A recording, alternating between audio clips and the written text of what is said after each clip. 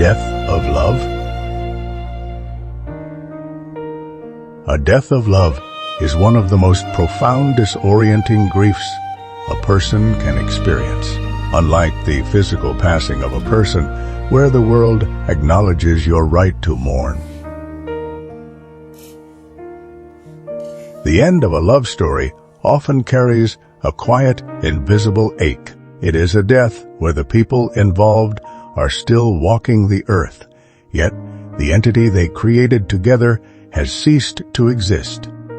Here is a reflection on that anatomy of loss, structured through the phases of how we process it. 1. The grief of a shared future. When a profound love dies, you aren't just mourning the loss of a person in your present, you are mourning the death of a future timeline. You lose the unwritten chapters, the trips never taken, the inside jokes never made, the quiet Sunday mornings that were supposed to happen years from now.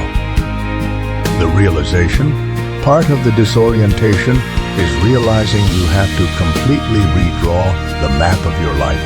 A space that was occupied by us suddenly reverts to me, and that transition feels cold and vast. 2. The ghost of intimacy. Love creates a private language. It is built on a foundation of micro-habits, the way they made coffee, the specific inflection of their voice, the shared gaze across a crowded room. When love dies, these habits don't instantly vanish. They become phantom limbs.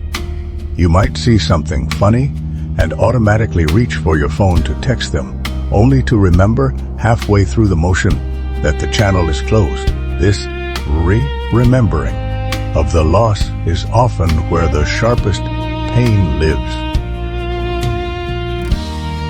3. The shift in identity.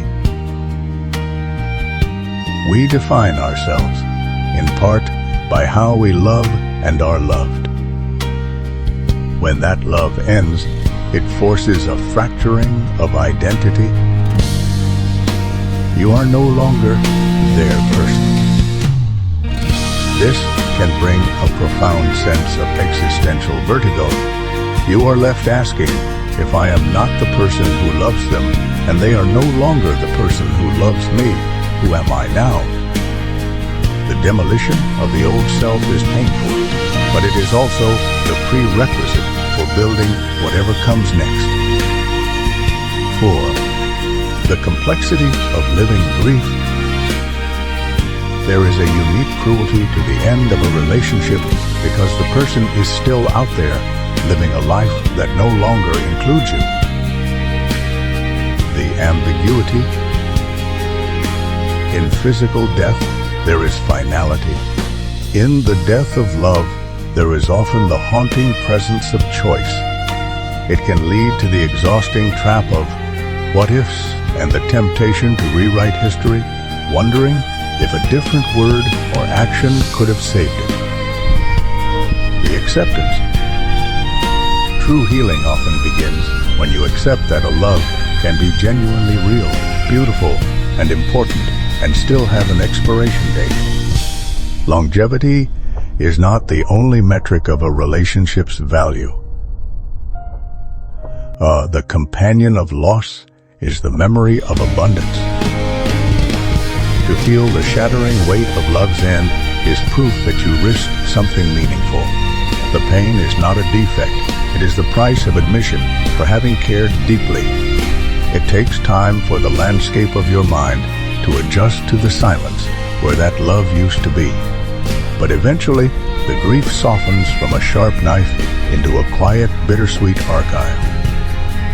If you are navigating this right now, are you trying to make sense of why it ended, or are you simply trying to figure out how to carry the weight of the day-to-day grief?